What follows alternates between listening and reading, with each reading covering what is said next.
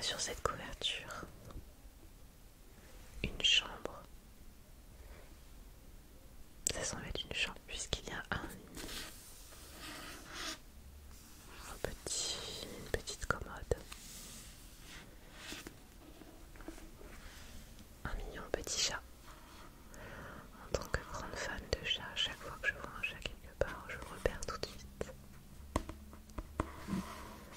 Et un livre, le combo parfait.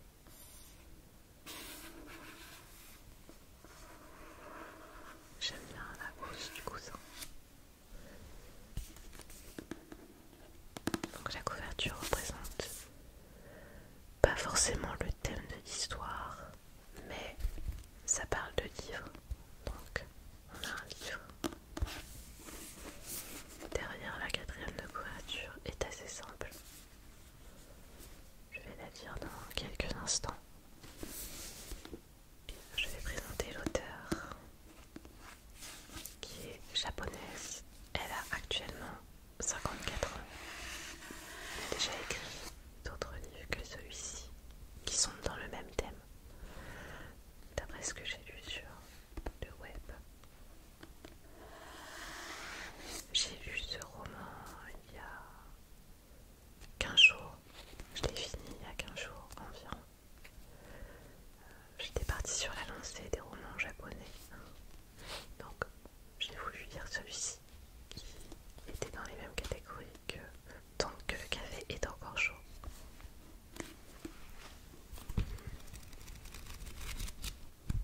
L'auteur a vendu plus d'1 million de livres dans le monde et 80 000 en France.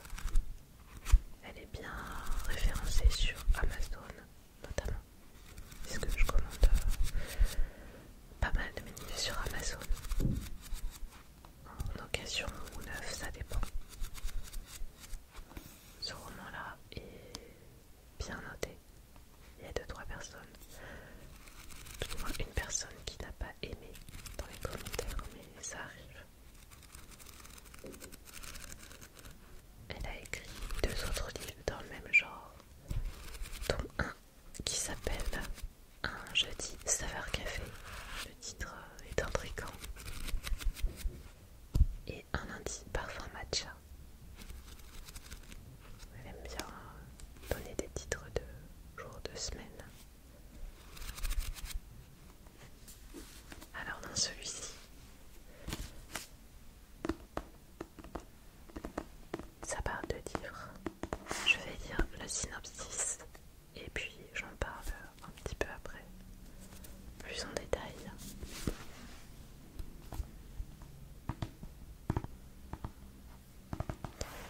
Femme imposante et énigmatique, coincée entre le paravent et le bureau d'angle du coin, conseil d'une petite bibliothèque en plein cœur de Tokyo.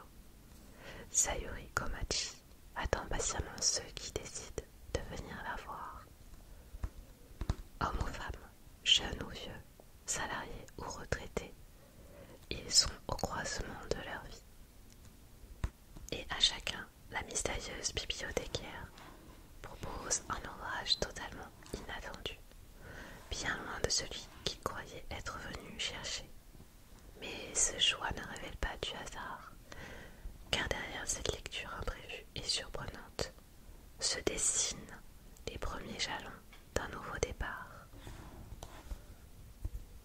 Un roman choral poétique qui célèbre le pouvoir des livres et l'importance d'une personne attentive et à l'écoute peut avoir sur le destin de chacun d'entre nous. L'auteur est avant tout une journaliste et elle s'est mise à écrire plus tard. Et ce roman-là était son premier roman.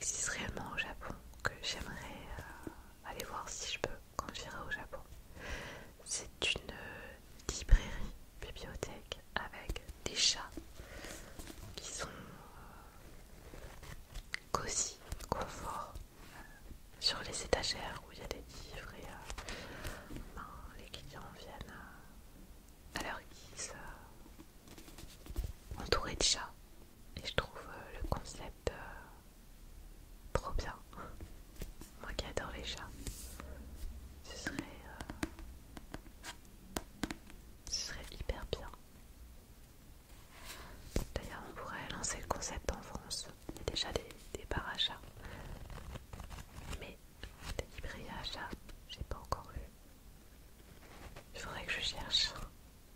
Donc, voilà pour le résumé de ce livre qui, j'espère, vous plaira à découvrir.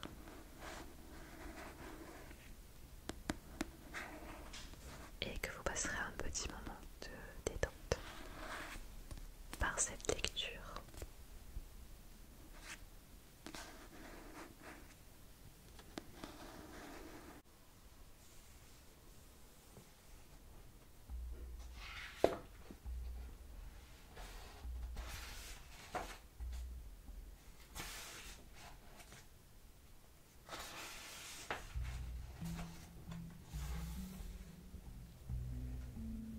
Chapitre 1. Tomoka, 21 ans, vendeuse en prêt-à-porter féminin. Saya m'a envoyé un message pour m'annoncer qu'elle avait un petit ami. Je lui ai demandé « Il est comment ?» Mais j'ai reçu pour toute explication « Il est médecin ». Ma question portait sur sa personne. Or, Saya a laissé de côté caractère et apparence pour me parler de son emploi. Les médecins ne sont pas tous pareils, pourtant. Elle a sûrement répondu cela par souci de simplicité, comme si son emploi exprimait son caractère. À dire vrai, même à moi, médecin, évoquer une image stéréotypée. Quelle indication sur mon caractère donnait mon travail vu de l'extérieur? Un inconnu devinerait-il qui je suis? Sur un fond d'écran bleu ciel, la discussion s'est poursuivie au sujet de cet homme rencontré lors d'une soirée entre célibataires. Saya venait de la même ville que moi. C'était mon amie depuis le lycée et elle me contactait de temps à autre, même depuis mon emménagement à Tokyo, pour mes courtes études puis le travail. Et toi, Tomoka, comment va la vie? Mes doigts se sont immobilisés un instant. Il n'y avait rien de neuf de mon côté. J'ai tapé ça et envoyé par erreur la première suggestion automatique de mon smartphone. Ça va bien. En vérité, je comptais répondre. Ça va moyen. Je travaillais à Eden, vêtue d'un veston et d'une jupe droite noire. Je gérais la caisse et conseillais les clients dans ce centre commercial au nom paradisiaque. Toute l'année, même en hiver, saison qui approchait à grands pas. 6 mois s'étaient déjà écoulés depuis la fin de mes études et mon embauche. Nous étions en novembre et le chauffage était allumé. Mes pieds en collant transpiraient dans mes chaussures à talons trop serrés. Je sentais mes orteils en sueur s'atrophier, collés les uns aux autres. Dans le monde du travail, les femmes en tailleur sont toutes logées à la même enseigne. Mais la particularité d'Éden était le port d'un chemisier couleur rose corail. Pendant ma formation, j'avais appris que l'entreprise avait fait appel à un célèbre coloriste pour la choisir. Le rose corail renvoyait une image positive et douce. Et cette teinte avait aussi été adoptée parce qu'elle convenait aux femmes de tout âge. Ce que j'avais constaté depuis mon arrivée. J'ai pris ma pause déjeuner. C'est à vous, Yutiki, m'a lancé Numochi, une employée à temps partiel, de retour à la caisse. Son rouge à lèvres retouché brillait. J'avais été affectée au rayon prêt-à-porter féminin. Numochi faisait figure de vétéran avec ses 12 ans d'expérience. Le mois dernier, selon ses dires, elle avait atteint un nombre uniforme pour son anniversaire. Elle n'avait ni 44 ni 66 ans. Alors j'en ai déduit qu'elle était âgée de 55 ans, presque comme ma Rose Corail lui allait comme un gant. Il avait été pensé ainsi car notre équipe rassemblait un grand nombre d'employés à temps partiel d'un certain âge. Ces derniers temps, vous revenez à la toute dernière seconde. Corrigez cela, m'a-t-elle dit. Je suis désolée. Même parmi les employés à temps partiel, c'était une meneuse. Elle faisait la police et était trop regardante, mais elle disait toujours vrai. J'y vais. J'ai quitté ma caisse avec un discret hochement de tête à son attention. En passant dans un rayon, j'ai remarqué des articles en désordre et j'ai tendu la main pour les ranger lorsqu'une cliente m'a accosté. Dites, je me suis retournée, probablement du même âge que Nomuchi, et sans maquillage. Elle portait une vieille doudoune et un sac à dos élimé. À votre avis, lequel m'irait le mieux? Elle tenait un pull dans chaque main, un fuchsia avec col en V et un marron à col roulé. Ici, on ne s'adressait pas aux clients, comme le feraient les vendeuses d'une boutique de mode. Moi, ça m'arrangeait, mais fatalement, nous devions leur répondre si elles venaient à nous. J'aurais dû ignorer le rayon en désordre et prendre ma pause, mais j'ai comparé les deux pulls, hésitante, puis désigné le fuchsia. Je trouve celui-ci plus éclatant. Ah bon, il n'est pas trop voyant pour moi. Pas du tout. Mais si vous voulez un vêtement plus passe-partout, le marron est idéal, avec son col roulé bien chaud. Mais il est un peu terne. Un dialogue stérile s'est installé. J'ai eu beau lui proposer de les essayer, elle a jugé cela fastidieux. Cette belle couleur vous irait bien. À ces mots, l'ambiance a enfin changé. Vous croyez?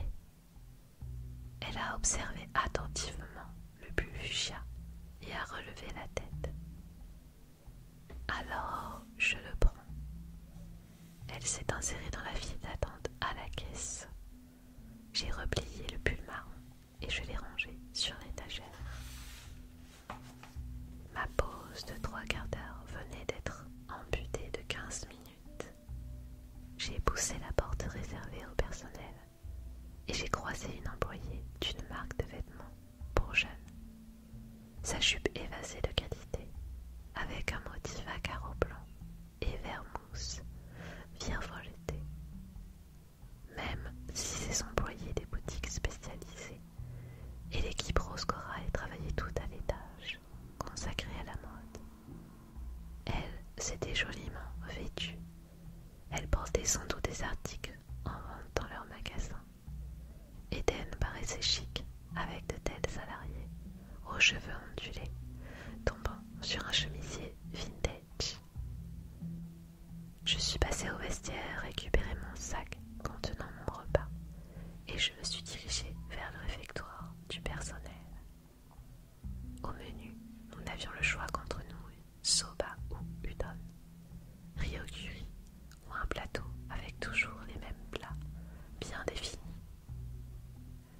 J'y avais mangé plusieurs fois, mais un jour, la cantinière avait si mal réagi à mes protestations pour une erreur de commande que je n'ai plus jamais renouvelé l'expérience. Depuis, je m'y installais exclusivement pour avaler un petit pain acheté sur le trajet dans une supérette ouverte, jour et nuit. Des touches de rose corail fleurissaient un peu partout dans le réfectoire. Ici et là était attablé le personnel masculin en chemise blanche et les employés des boutiques de mode en tenue décontractée. J'ai entendu un rire perçant tout près de moi, provenant d'un groupe de 4 employés à mi-temps. Habillés d'un tailleur, elles discutaient avec enthousiasme de leurs familles respectives. Elles avaient l'air de s'amuser. Mes clients devaient nous considérer comme des membres de l'équipe Rose Corail. Mais franchement, ces femmes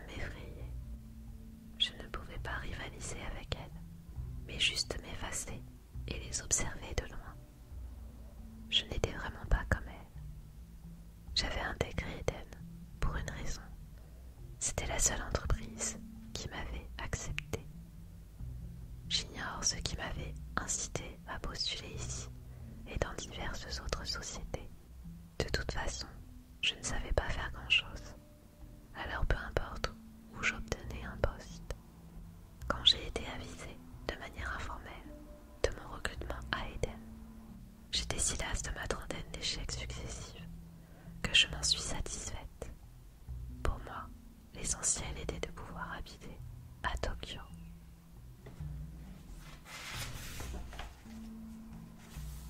Je n'ai jamais eu pour objectif d'y accomplir de grands projets. J'avais surtout envie de quitter la campagne. Mon village natal, bien loin de la capitale, était Curicière à perte de vue. Il fallait 15 minutes en voiture pour attendre la seule supérette sur la grande route.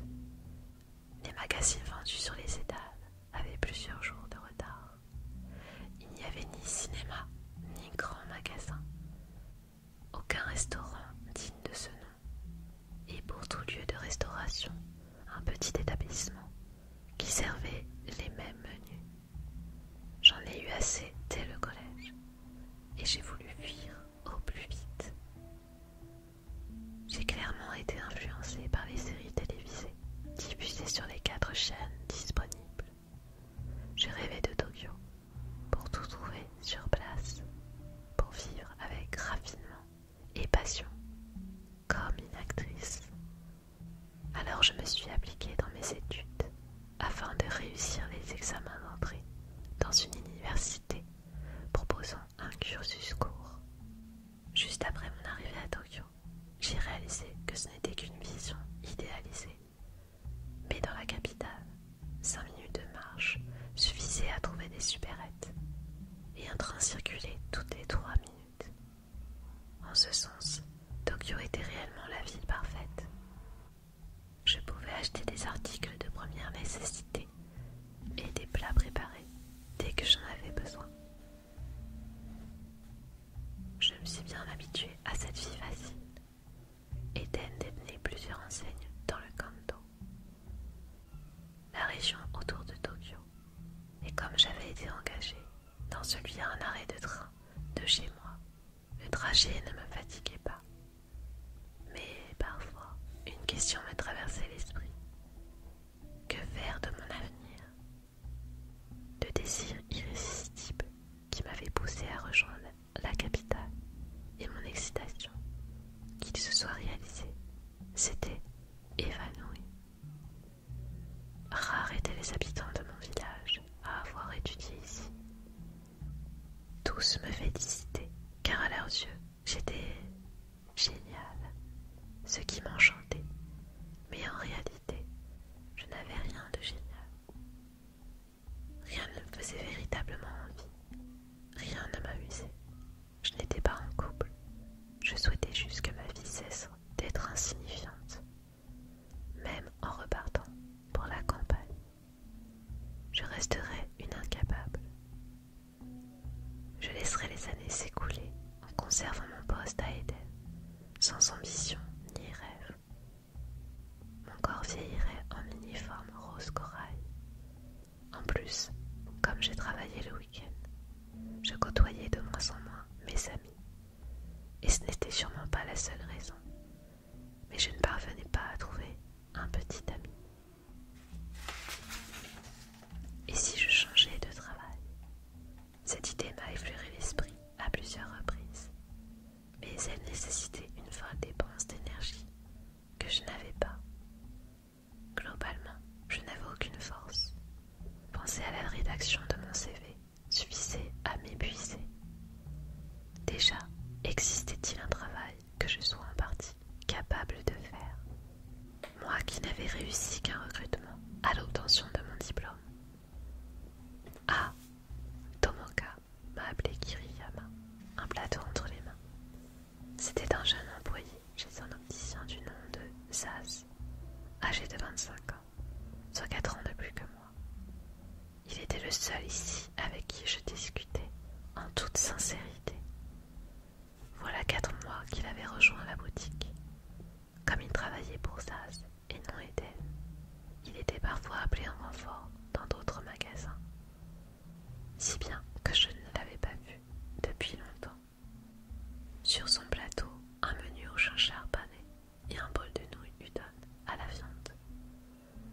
maison